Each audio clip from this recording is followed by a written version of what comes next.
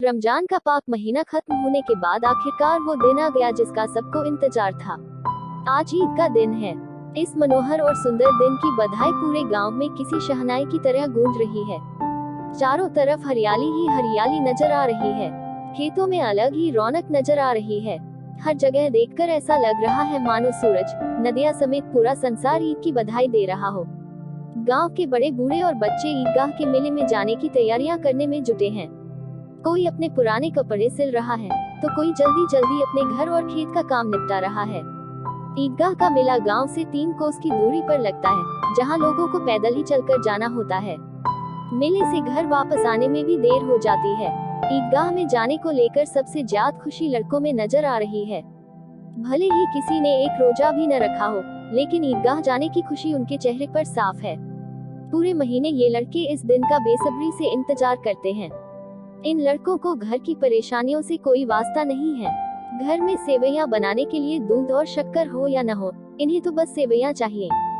उन्हें नहीं मालूम कि उनके अब्बू गांव के चौधरी कायमली के घर भागते हुए जा रहे हैं, ताकि उनके घर में आज ईद के दिन चूल्हा जल सके और वो अपने बच्चों को सेवैयां खिला सके।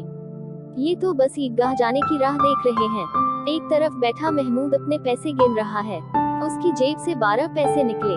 महमूद के पास बैठे मोहसिन मियाँ भी अपने पैसे गिनने में लगे हुए हैं। 1, 2, 3, 8, 9, 15। मोहसिन खुशी से उछलकर पैसों को जेब में रखकर कहता है, इन्हीं अनगिनत पैसों से हम अनगिनत चीजें लाएंगे। मेले से ढेर सारे खिलौने, मिठाइयाँ और भी बहुत कुछ खरीद कर लेंगे। गांव का गरीब बच्चा हामिद सबसे ज्यादा खुश है। हामिद 5 साल का एक दुबल पतला गरीब सूरत वाला लड़का है। हामिद के पिता पिछले ही साल हैजे से मर गए थे। उसकी माँ का शरीर भी पीला पड़ गया था, जिसके बाद वह भी इस दुनिया से चल बसी। गांव में यह किसी को नहीं पता था कि हामिद की अम्मी के शरीर का रंग पीला क्यों हुआ था। परिवार के नाम पर हामिद के पास एक बूढ़ी दादी थी, जिसका नाम था अमीना। अमीना ने हामिद को बताया था कि उसके अब्बा बहुत सारे पैसा कमाने गए हैं और उसकी अम्मी अल्लाह के घर उसके लिए अच्छे अच्छे खिलौने लेने गई है। यह सब सोचकर और दादी की ऐसी बातें सुनकर हामिद बड़ा खुश रहता था। वो कहता, जब उसके अब्बू और अम्मी वापस आएंगे तो ढेर सारे पैसों और खिलौनों से वह मोहसिन, नूरे और सम्मी को चिढ़ाया करेगा। अपनी गरीबी से हामिद और अमीना दोनों ही वाकिफ थे। हामिद के पास एक भी जोड़ी जूते नहीं थे। उसके पास सिर्फ एक पुरानी और गंदी टोपी थी। यह सब सोचकर बूढ़ी अमीना अपनी कोठरी में बैठी रो रही थी कि आज ईद के दिन भी उसके घर में खाने के लिए कुछ नहीं है। वो ईद के दिन को कोस रही थी कि जब उसे ऐसे ही अंधेरे में रहना है तो ईद आती ही क्यों है। तभी कोठरी में हामिद आता है और दादी से कहता है, तुम डरो मत, मैं मेले से सबसे पहले आ जाऊंगा। बूढ़ी अमीना परेशान थी कि गांव के सभी बच्चे अपने खालिद के साथ मेले में जा रहे हैं। वो हामिद को अकेले गांव से इतना दूर कैसे भेजे। कहीं वो मेले की भीड़ में खो गया तो वह क्या करेगी। उसके पास जूते भी नहीं हैं। 3 कोस कैसे चलेगा, पैरों में छाले पड़ जाएंगे। उसी दिन अमीना ने गांव के फहीमन के कपड़े सिले थे। बदले में उसे 8 आने पैसे मिले थे, जिनमें से 3 आने उसने हामिद को मेले में घूमने और मिठाई खाने के लिए दे दिए और बाकी के 5 आने अपने पर्स में रख लिए, ताकि ईद के दिन अगर घर पर धोबन, नाइन और चुड़ेहारिन आए तो वो उन्हें सेवैयां खिला सके। कुछ ही देर बाद गांव का एक दल सज धज कर मेले की तरफ निकल पड़ा। मेले के रास्ते में जाते हुए बड़ी बड़ी इमारतें, बगीचे, कॉलेज, क्लब सब दिखने लगे। बच्चों के बीच फुसफुस होने लगी कि क्लब में तरह तरह के खेल होते हैं। यहाँ बड़े बड़े आदमी और मैडम बैट से खेलती हैं। महमूद, लेकिन हमारी अम्मी दौड़ या उछल कूद तो नहीं कर सकती हैं। मोहसिन, हाँ, उछल कूद नहीं कर सकती, लेकिन गाय पकड़ने के लिए उनसे तेज तो मैं भी नहीं दौड़ सकता हूँ। आगे उन्हें हलवाइयों की दुकान मिली। मोहसिन ने कहा, अब्बा ने बताया था कि रात को जिन आते हैं, जो दुकानों पर बची हुई सारी मिठाइयाँ खरीद ले जाते हैं और बदले में रुपए पैसे भी देते हैं। हामिद को मोहसिन की बात पर यकीन न आया। उसने पूछा, जिन को रुपए कहाँ से मिलते होंगे। मोहसिन ने बताया, जिन के पास खुद के खजाने हैं, उन्हें भला पैसे रुपयों की क्या कमी होगी। तभी हामिद ने फिर पूछा, क्या जिन बहुत बड़े होते हैं। मोहसिन, हाँ, उनका सिर आसमान के जितना ऊंचा होता है, लेकिन अगर वो चाहे तो एक लोटे में भी घुसकर बैठ सकते हैं। हामिद, तो क्या जिन को खुश करने के लिए लोग कोई मंत्र फूंकते हैं। मुझे भी पता चले तो मैं भी एक जिन को खुश कर लूंगा। मोहसिन, मुझे यह तो नहीं पता, लेकिन सुना है चौधरी के पास कई जिन हैं। उसके जिन तो चोरों और चोरी हुई चीजों का भी नाम बता देते हैं। एक दिन जुमराती का बछवा खो गया था। 3 दिन बाद भी जब नहीं मिला तो वे चौधरी के पास गए। चौधरी ने फट से बता दिया कि उसका बछवा मवेशी खाने में है। थोड़ा आगे चलने पर पुलिस लाइन पहुंच गए। एक बच्चे ने कहा, यहाँ सब पुलिस वाले रहते हैं जो रात रात भर घूमकर घरों में चोरियां होने से रोकते हैं। यह बात सुनकर मोहसिन बोला, गलत कह रहे हो तुम। शहर के सारे चोर डाकू इन पुलिस वालों से मिले होते हैं। चोरों से कहकर ये दूसरे मोहल्ले में चोरी करवाते हैं और खुद किसी दूसरे मोहल्ले में पहरा देते हैं। मेरे मामा खुद एक पुलिस वाले हैं। महीने में उनको 20 रुपए तनख्वाह मिलती है, लेकिन घर पर वो 50 रुपए देते हैं। मैंने उनसे पूछा भी था कि इतने रुपए कहाँ से आते हैं, तो उन्होंने कहा कि अल्लाह देते हैं। वो चाहे तो एक दिन में लाखों भी कमा सकते हैं, लेकिन फिर बदनामी न हो इसलिए इतना ही लेते हैं। इतने में हामिद बोला, अगर ये लोग खुद चोरी करवाते हैं तो फिर इन्हें कोई पकड़ता क्यों नहीं है? मोहसिन, अरे इन्हें कौन पकड़ सकता है, क्योंकि पकड़ने का काम तो इनका खुद ही है, लेकिन अल्लाह भी इन्हें सजा देने में पीछे नहीं रहता है। मेरे मामा के घर में कुछ ही दिनों में आग लग गई। उनका सारा पैसा व सामान जलकर खाक हो गया। हामिद, क्या 150 से ज्यादा होते हैं? मोहसिन, 50 तो एक थैली जितना होता है, जबकि 100 तो 2 थैलियों से भी ज्यादा होता है।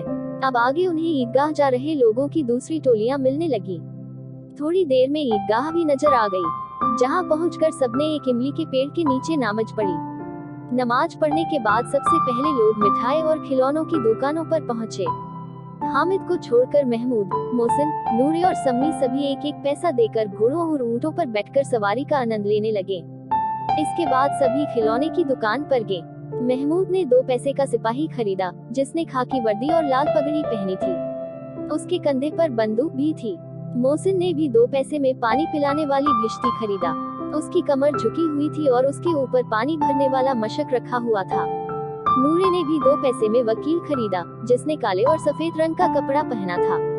उसके कपड़े की एक तरफ जेब में घड़ी, सुनहरी जंजीर और एक हाथ में कानून का पोथा था। वहीं हामिद सोच रहा था कि अगर ये खिलौने एक बार नीचे गिर जाए तो सब बर्बाद हो जाएगा। इसलिए उसने खिलौनों को खरीदने में दिलचस्पी नहीं दिखाई, लेकिन मन ही मन वह उन खिलौनों को हाथ में लेने के लिए उत्सुक हो रहा था। मोहसिन, मेरा भिश्ती हर रोज पानी पिलाएगा मुझे। महमूद, मेरा सिपाही मेरे घर की पहरेदारी करेगा। नूर, मेरा वकील हर दिन नया मुकदमा लड़ेगा। सम्मी, मेरी धोबिन हर रोज कपड़े धोएगी। आगे बढ़े तो मिठाइयाँ देखी। यहाँ भी हामिद को छोड़कर किसी ने रेवड़ी खाई, तो किसी ने गुलाब जामुन और किसी ने हलवा। हामिद बस ललचाए आंखों से सबको घूर रहा था। मोहसिन ने चिढ़ाते हुए कहा, हामिद रेवड़ी खा लो, इसकी खुशबू बहुत अच्छी है। हामिद मोहसिन के पास जाता है और उसके सामने अपना हाथ फैलाता है। मोहसिन ने एक रेवड़ी निकाली और हामिद को दिखाते ही उसे खुद खा गया। यह देखकर महमूद, नूरे और सम्मी तालियां बजाकर हंसने लगे। तभी महमूद कहता है, हम तुम्हें गुलाब जामुन खिलाएंगे। मोहमिन तो शरारती है। इस बार हामिद ने साफ साफ उन्हें मना कर दिया कि वो मिठाई नहीं खाएगा। मिठाइयों की दुकानों के बाद मेले में कुछ लोहे की चीजों की दुकानें थी, जहां पर तरह तरह के नकली गहने भी थे। लड़कों को इनमें कोई दिलचस्पी नहीं थी, तो वे मेले में आगे बढ़ गए और शरबत पीने लगे। लेकिन हामिद एक चिमटे की दुकान के सामने खड़ा हो गया। उसे याद आया कि रोटी बनाते समय उसकी दादी के हाथ जल जाते हैं। उसने सोचा कि अगर वह चिमटा खरीद लेगा तो दादी का हाथ नहीं जलेगा और वो उसे ढेर सारी दुआएं भी देगी। हामिद दुकानदार से चिमटे की कीमत पूछता है। पहले तो दुकानदार हामिद को मना करता है कि यहाँ उसके काम की कोई चीज नहीं है, लेकिन बाद में उसने बताया कि एक चिमटे की कीमत 6 पैसे है। अगर उसे लेना है तो वह 5 पैसे लगा देगा। हामिद ने कहा, क्या 3 पैसे में दोगे यह चिमटा? हामिद को लग ही रहा था कि दुकानदार उसे डांटेगा, लेकिन दुकानदार ने डांटने की जगह हामिद को 3 पैसे में चिमटा बेच दिया। चिमटे को हामिद ने अपने कंधे पर किसी बंदूक के जैसा रखा और अपने दोस्तों को दिखाने लगा। मोहसिन और महमूद ने हामिद के चिमटे का मजाक बनाते हुए कहा, क्या भला चिमटा भी कोई खेलने की चीज है? हामिद ने जवाब दिया, हाँ, मेरा चिमटा भी एक खिलौना है। कंधे पर रखूं तो यह बंदूक लगती है और हाथ में ले लूं तो किसी फकीर का चिमटा लगता है। मैं इस चिमटे से मजीरे का काम भी कर सकता हूँ। अगर एक भी चिमटा तुम्हारे खिलौनों को लगा तो इनका यही दम निकल जाएगा। सम्मी ने बजाने वाली खंजरी खरीदी थी। वह हामिद के चिमटे से काफी प्रभावित हुआ। उसे हामिद से अपनी अंजरी के बदले चिमटा बदलने के लिए कहा, लेकिन हामिद ने उसे मना कर दिया। हामिद के बहादुर चिमटे से उसके सभी दोस्त प्रभावित हुए, लेकिन अब किसी के पास पैसे नहीं बचे थे और वे मेले से दूर भी निकल आए थे। मेले से वापस घर आते समय बच्चों के दो दल बन गए थे। एक दल में मोहसिन, महमूद, सम्मी और नूरे, तो दूसरे दल में अकेला हामिद। इनके बीच अपने अपने खिलौनों को लेकर बहस होने लगी। तभी मोहसिन ने कहा, हामिद का चिमटा पानी नहीं भर सकता है। यह सुनते ही हामिद ने अपने चिमटे को सीधा खड़ा किया और कहा, मेरा चिमटा भिश्ती को एक बार डांटे तो वह दौड़ा हुआ उसके लिए पानी ला कर देगा। ऐसे एक एक करके जब सबके खिलौने हामिद के चिमटे से हार गए, तो मोहसिन ने फिर से कहा, तुम्हारे चिमटे का मुंह हर रोज आग से जलेगा। इस बात को सुनते ही हामिद ने कहा, आग में तो बहादुर ही कूदते हैं।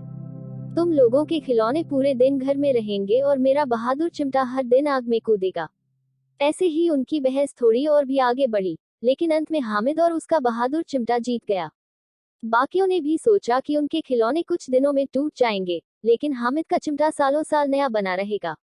कुछ देर तक चली उनकी आपसी बहस के बाद आखिर सभी के बीच सुलह हो गई। सुलह के नाम पर सभी बच्चे एक एक करके हामिद का चिमटा अपने हाथों में पकड़ते और हामिद भी एक एक करके उनके खिलौनों को देखता। हामिद ने सारे खिलौने देखने के बाद कहा, मैं तुम लोगों को बस चिढ़ा रहा था। भला कोई चिमटा कैसे किसी खिलौने की बराबरी कर सकता है। ये खिलौने बड़े सुंदर हैं, ऐसा लगता है कि बस अभी के अभी ये सारे बात करने लगेंगे। हामिद की बात सुनकर मोहसिन से कहा, लेकिन ये खिलौने देखने के बाद कोई हमें दुआ तो नहीं देगा। इतने में महमूद मियाँ बोल पड़े, दुआ छोड़े भाई, ये मिट्टी के खिलौने देखकर कहीं अम्मीजान हमें मारने न लगे। अपने दोस्तों की बातें सुनकर हामिद मन ही मन में काफी खुश हो रहा था।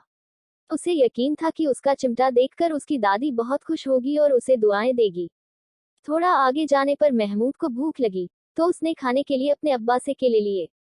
इस बार उसने हामिद को भी केला खाने के लिए दिया। ये केला हामिद को उसके चिमटे की वजह से मिला था। दिन के 11 बजते बजते मेले का पूरा दल गांव वापस आ गया था। मोहसिन जैसे ही घर पहुंचा, उसकी छोटी बहन ने उसके हाथ से भिश्ती को छीन लिया। तभी उसकी बहन के हाथ से भिश्ती जमीन गिरा और उसके टुकड़े टुकड़े हो गए। इसके बाद दोनों भाई बहन खूब लड़े। ऊपर से अम्मीजान ने भी दोनों को दो दो चांटे लगाए। दूसरी तरफ नूरे ने अपने वकील को घर में सजाने का नया इंतजाम किया। वकील जैसे लोग अब जमीन पर तो बैठ नहीं सकते थे, इसलिए नूरे ने दीवार में खूंटियां लगाई, फिर उस पर लकड़ी का पटरा रखा। पटरे पर कागज के पन्नों से कालीन बिछाया गया, फिर कहीं जाकर उसके ऊपर वकील साहब को बिठाया गया। वकील साहब को गर्मी न लगे इसके लिए नूरे बांस के पंखे से हवा करने लगा, लेकिन हवा का झोंका लगते ही वकील साहब पटरे के सिंहासन से सीधा जमीन पर गिरे और वो भी मिट्टी में मिल गए। वहीं महमूद ने अपने सिपाही के लिए एक पालकी का इंतजाम किया, जिसे उसने फटे पुराने कपड़े और एक छोटी टोकरी से बनाया था। फिर उसमें सिपाही साहब को लिटाया गया। इसके बाद महमूद और उसके दोनों छोटे भाई टोकरी को सिर पर रखकर इधर उधर घूमने लगे। उसके छोटे भाई अपनी तोतली आवाज में, छोने वाले जागते लहो कहकर पुकारते चले जा रहे थे। अंधेरे का समय था। इसी दौरान महमूद को ठोकर लगी और उसकी टोकरी नीचे गिर गई। इस हादसे में महमूद के सिपाही की एक टांग टूट गई। इसके बाद महमूद ने खुद ही उसका पैर ठीक करने का फैसला किया।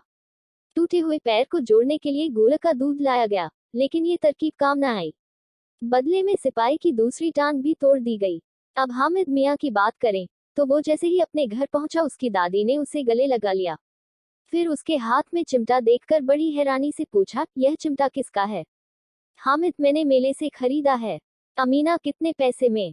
हामिद, 3 पैसे में। इतना सुनते ही बूढ़ी अमीना छाती पीटते हुए रोने लगी। हामिद को कोसने लगी कि कितना बेवकूफ लड़का है ये। दिन भर कुछ खाया पिया नहीं और मेले में जाकर सारे पैसों से ये चिमटा खरीद कर लाया है। फिर उसने हामिद से गुस्से में पूछा, मेले में कोई और चीज नहीं थी क्या जो तू लोहे का चिमटा लेकर आया है? हामिद ने उदास मन से कहा, रोटियां बनाते हुए तुम्हारी उंगलियां जल जाती थी, इसलिए मैंने यह चिमटा खरीद लिया। हामिद की बात सुनकर बूढ़ी अमीना एकदम से चुप हो गई। उसके पास छोटे नादान बच्चे को कहने के लिए कोई शब्द नहीं थे। वो बस हामिद के त्याग और प्यार की भावना देखकर हैरान थी। मन ही मन सोच रही थी कि मेले में न जाने कितने खिलौने रहे होंगे, 1000 रंग बिरंगी मिठाइयां होंगी, फिर भी इस बच्चे ने अपने बारे में न सोचकर अपनी बूढ़ी दादी का ख्याल किया। वो अब बस अपना दामन फैलाकर रो रही थी और हामिद के लिए दुआएं दिए जा रही थी। हामिद बस बूढ़ी दादी के आंखों से गिरते आंसुओं को देखे जा रहा था।